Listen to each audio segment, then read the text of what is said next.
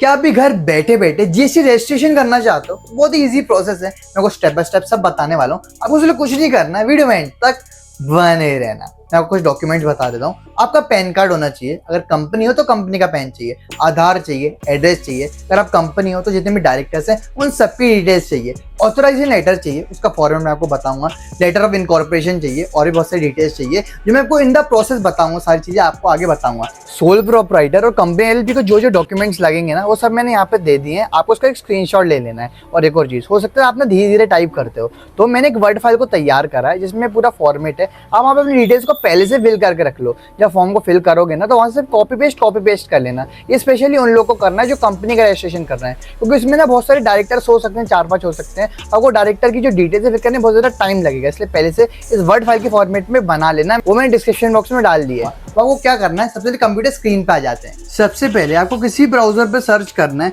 gst.gov.in, portal open हो जाएगा। यहाँ पर आपको सर्विसेज पे क्लिक करना है। यहाँ पर आपको रजिस्ट्रेशन में न्यू रजिस्ट्रेशन दिख रहा होगा, आपको सिंपली उस पर क्लिक कर देना है। यहाँ से फॉर्म स्टार्ट हो जाता है। सबसे पहले आपको लगाना है I am a tax payer. अगर आप टीडीएस कंप्लायंस या फिर किसी और रीजन के चक्कर में रजिस्ट्रेशन ले रहे हो तो आपको उससे सिलेक्ट कर लेना है। अब आपको यहाँ पर अपना स्टेट और डिस्ट्रिक्ट लगा देना है जिसका आप रजिस्ट्रेशन लेना चाहते हो। Legal name of the business, यहाँ पर अगर आप सोल प्रोप्राइटर हो तो खुद का नाम लिखना, अगर आप कंपनी हो तो कंपनी का नाम लिखना। भाई ऐसा क्यों? क्योंकि सोल प्रोप्राइटर की कोई सेपरेट लीगल एग्जिस्टेंस नहीं होती है। इस चक्कर में आपका पैन और कंपनी का पैन अलग अलग नहीं होता, एक ही होता है और दोनों का नाम सेम होना चाहिए। इसलिए आपको ऊपर अपना नाम और नीचे पैन लिख देना है, और अगर आप कंपनी हो तो कंपनी का नाम और कंपनी का पैन लिख देना। फिर नेक्स्ट आपको यहाँ पर अपना मोबाइल नंबर और ईमेल को एंटर करके कैप्चा फिल करना और प्रोसीड पर क्लिक कर दो। अब आपके फोन नंबर पे और आपके ईमेल पे आपके पास एक ओटीपी आएगा, आपको दोनों को एंटर करना है और प्रोसीड पर क्लिक कर देना है। अब आपका एक टीआरएन नंबर जनरेट होता है, मतलब कि टेम्पररी रेफरेंस नंबर, जो 15 डेज तक वैलिड रहता है, पर आपको उसका वेट नहीं करना। आपको अभी के अभी इसे कॉपी कर लेना है और इसका स्क्रीनशॉट भी ले लेना है, क्योंकि आगे की पूरी प्रोसेस उसी से होने वाली है। अब आपको प्रोसीड पर क्लिक करना है। अब आप वहीं पर आ जाओगे जहाँ पर आप पहले थे, लेकिन इधर आप टीआरएन वाले साइड पे हो। यहाँ पर अपने टीआरएन नंबर को पेस्ट करो और नीचे कैप्चा को फिल करके प्रोसीड पर क्लिक कर दो। फिर आपके मोबाइल ईमेल पर फिर से ओटीपी आएगा। भाई फिर से दोनों पर आएगा, पर इस बार दोनों पर सेम आएगा। किसी भी एक का उठा के यहाँ पर पेस्ट कर दो और प्रोसीड कर दो। अब यहाँ से आप फॉर्म को फिल कर सकते हो। यहाँ पर आपको जो एडिट का बटन आ रहा है ना, सिंपली इस पर क्लिक कर दो। अब यहाँ पर आपको 4-5 हेड में और डिटेल्स देनी पड़ेगी। आपके बिजनेस की डिटेल देनी है, प्रमोटर्स की डिटेल देनी है, ऑथराइज सिग्नेटरी की डिटेल्स देनी है, गुड्स सर्विसेज की डिटेल्स देनी है कि आप किन गुड्स और सर्विसेज में डील करते हो, और लास्ट में आपको आधार ऑथेंटिकेशन करना है ओटीपी के थ्रू, और आपको जो फॉर्म है फाइनली सबमिट हो जाएगा। अपन सबसे पहले आते हैं बिजनेस डिटेल्स पे। अब यहाँ पर आपको कई चीजें प्री फिल्ड मिल जाएगी जो अपन ऑलरेडी बता चुके हैं। सोल प्रोप्राइटर वालों को एक डाउट आ रहा होगा कि हमें बिजनेस का नाम कहाँ बताऊंगा, यहाँ बताओगे ट्रेड नेम में। यहाँ पर अपने बिजनेस का नाम लिख दो, और चाहे कंपनी हो चाहे एलएलपी हो, आपको भी यहाँ पर अपना नाम लिख देना है। मैं आपको एक और डाउट क्लियर कर देना चाहता हूँ कि अगर आप प्राइवेट कंपनी हो चाहे एलएलपी हो, सेम प्रोसीजर लगना है। यहाँ भी अलग होगा, मैं आपको बताता रहूंगा। नेक्स्ट है कॉन्स्टिट्यूशन ऑफ बिजनेस। यहाँ पर आपको सिलेक्ट करना है कि आप प्राइवेट पब्लिक पार्टनरशिप प्रोप्राइटर जो भी हो उसे सिलेक्ट कर लो। नेक्स्ट है एडिशनल ट्रेड नेम, अगर कुछ हो तो उसे लिखकर ऐड कर देना। फिर है रीजन टू ऑब्टेन रजिस्ट्रेशन, मतलब आप रजिस्ट्रेशन क्यों ऑब्टेन कर रहे हो, जैसे कि मैं वॉलंटरी बेसिस पर कर रहा हूँ, मतलब अपनी मर्जी से कर रहा हूँ। अगर आप किसी और रीजन से कर रहे हो तो आपको उसे सिलेक्ट करना है। फिर आता है date of commencement of business, मतलब आप बिजनेस कब से स्टार्ट करोगे। तो यहाँ पर आप मैक्सिमम डेट डाल सकते हो आज की, मतलब आप फ्यूचर डेट नहीं डाल सकते, तो आप पुरानी भी डाल सकते हो, 3-4 दिन पहले की डाल दो, वरना पर आपको जितनी भी डालनी है ज्यादा पुरानी मत डालना। अगर ज्यादा पुरानी डालोगे तो आपके ऊपर लाइबिलिटी भी आ सकती है। अब नेक्स्ट है भाई इंडिकेट एग्जिस्टिंग रजिस्ट्रेशन। भाई मतलब अगर आपने भाई आपका गुमास्ता है, आपका COI मतलब सर्टिफिकेट ऑफ इनकॉर्पोरेशन है, तो यहाँ से आप डाल सकते हो CIA नंबर, ये कंपनी के लिए। अगर आप भाई LLP हो तो LLP को क्या डालना है, LLP के पास आता है LLPIN, यहाँ पर आपको उसकी डिटेल डाल देनी है और उसी में आपको मिल जाएगा कि आपको डेट ऑफ इनकॉर्पोरेशन क्या है, मतलब आपकी जो कंपनी है LLP है वो कब रजिस्टर्ड हुई थी, आपको वहीं पे डेट भी मिल जाएगी, तो उसे एंटर कर देना। अब ऊपर आपने एग्जिस्टिंग रजिस्ट्रेशन में जिस भी इन्फॉर्मेशन को प्रोवाइड करा है ना, नीचे आपको उसका डॉक्यूमेंट भी देना पड़ेगा। जैसे अगर आप सोल प्रोप्राइटर हो तो आपको शॉप एक्ट के अंदर अपना गुमास्ता देना पड़ेगा, और अगर आप कंपनी हो तो आपको सर्टिफिकेट ऑफ इनकॉर्पोरेशन देना पड़ेगा। और याद रहे ये PDF और JPG फॉर्मेट में होना चाहिए। फिर आपको सेव एंड कंटिन्यू पे क्लिक कर देना है। अब नेक्स्ट सेक्शन ओपन हो जाता है, यहाँ पर प्रमोटर की डिटेल्स ओपन हो जाएगी। यहाँ पर अपना नाम लिखो, अपने फादर का नाम लिखो, date of birth, email address, phone number, gender, designation.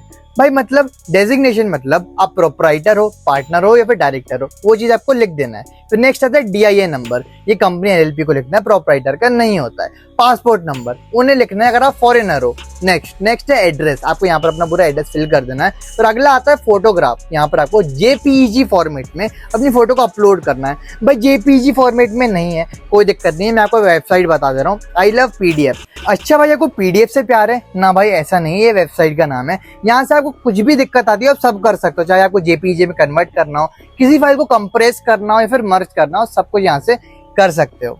अब एंड पे पूछेगा ऑल्सो ऑथराइज सिग्नेटरी, अगर आप ऑथराइज सिग्नेटरी भी हो आपको इसे ऑन कर देना है। फिर आपको सेव एंड कंटिन्यू पे क्लिक करना है और आपको सेव एंड कंटिन्यू हर बार करते चलना है, वरना फिर अगर आप गलती से फॉर्म को हटा देते हो ना तो आपको फिर से स्टार्टिंग से फॉर्म फिल करना पड़ेगा, इसलिए आपको उसे याद रखना। अब यहाँ पर आपको और डायरेक्टर्स या फिर पार्टनर्स की डिटेल्स को भी ऐड करना है, तो ऐड न्यू पे क्लिक करके उन्हें भी ऐड कर सकते हो और सेव एंड कंटिन्यू भी करते रहना। अब नेक्स्ट आता है ऑथराइज सिग्नेटरी, अब आपको यहाँ पे जिसे भी ऐड करना है प्राइमरी में ऐड कर देना। नीचे आपको एक डॉक्यूमेंट अपलोड करना पड़ता है जो आपको सोल प्रोप्राइटर में अपलोड नहीं करना पड़ेगा। अब आपको क्या अपलोड करना है? आपको अपलोड करना है ऑथराइजेशन लेटर। भाई ये कहाँ से लाऊं? इसका फॉर्मेट मैंने आपको डिस्क्रिप्शन बॉक्स में दे रखा है, डाउनलोड कर लेना और मैं आपको स्क्रीन पर भी दिखा दे रहा हूँ। यहाँ पर आपको कुछ नहीं करना है, बस अपनी कंपनी की डिटेल्स को फिल करके उसे सेव करके यहाँ पर लगा देना, फिर सेव एंड कंटिन्यू कर दो। अब नेक्स्ट है ऑथराइज रिप्रेजेंटेटिव, अगर आपको कोई ऑथराइज रिप्रेजेंटेटिव है तो उसे लगा देना, वरना फिर सेव एंड कंटिन्यू कर दो। देन आएगा प्रिंसिपल प्लेस ऑफ बिजनेस, यहाँ पर अपना मेन बिजनेस एड्रेस एंटर कर दो। फिर है स्टेट ज्यूरिसडिक्शन, भाई ये कहाँ से मिलेगा? भाई न्यू टैब ओपन करो और सर्च करो नो योर ज्यूरिसडिक्शन, वेबसाइट को ओपन करो, यहाँ पर अपने स्टेट पे टैप करो, देन अपनी सिटी पर टैप करो। अब आपको यहाँ पर क्या करना है? एरिया वाइज देखना है कि आपको जो एरिया है ना आपकी सिटी और स्टेट के किस डिवीजन में फॉल कर रहा है। फिर उसके बाद आपको उस हिसाब से यहाँ पे डिटेल को फिल करना है। सेक्टर लगा दो, कमिश्नरेट लगा दो, डिवीजन लगा दो, रेंज लगा दो। ये वाला एरिया थोड़ा आपको अपने अंदाजे से फिल करना रहता है, तो अगर परेशानी आ रही है तो कमेंट में पूछ लेना। नेक्स्ट आ रहा है nature of position of premises, मतलब खुद की बिल्डिंग है, लीज पे ले रखी है, फिर रेंट पे ले रखी है, वो आपको बताना पड़ेगा। फिर आप जो भी डॉक्यूमेंट अपलोड करो पहले उसे सिलेक्ट करना, जैसे कि मान लो आप रेंट लीज एग्रीमेंट अपलोड कर रहे हो तो पहले उसे सिलेक्ट करो, देन उसे ड्रैग एंड ड्रॉप करना। फिर नेक्स्ट आपको यहाँ पर अपना इलेक्ट्रिसिटी बिल भी अपलोड करना है, इलेक्ट्रिसिटी बिल पहले सिलेक्ट करो फिर उसे अपलोड करो।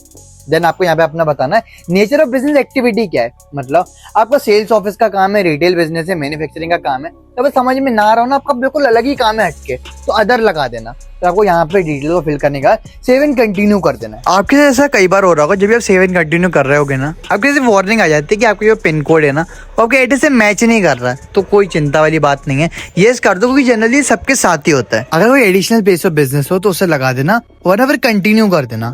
अब यहाँ पे एक इंपॉर्टेंट सेक्शन आ जाता है, वो है गुड्स एंड सर्विसेज। यहाँ पर आपको HSN कोड्स लगाने हैं। भाई ये कहाँ से मिलते हैं? देखो भाई आपको कुछ नहीं करना है, जो भी आपका काम है ना आपको सिंपली से सर्च करना है।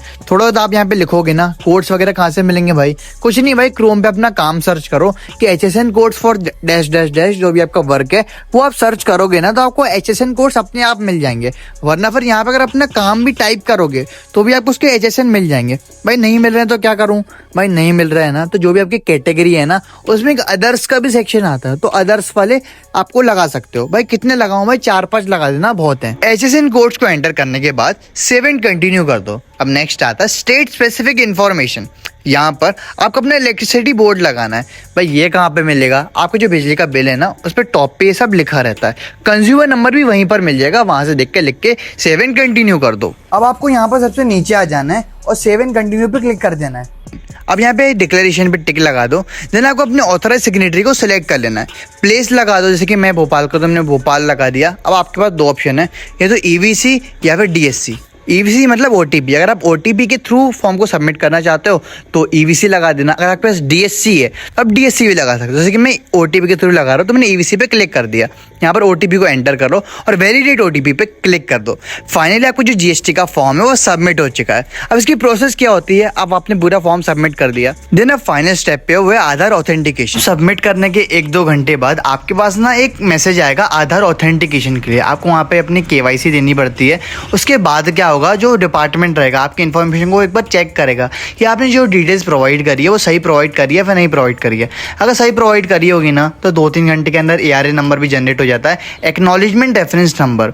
जहाँ पे आप जब सर्विसेज में रहते हो ना, वहीं पे एक ऑप्शन आता है ट्रैक एप्लीकेशन स्टेटस। अगर आप वहाँ पर अपने ARN नंबर को डालोगे ना, वहाँ पे आप चेक कर पाओगे कि आपका जो GST रजिस्ट्रेशन है वो कंप्लीट हुआ है फिर नहीं हुआ है।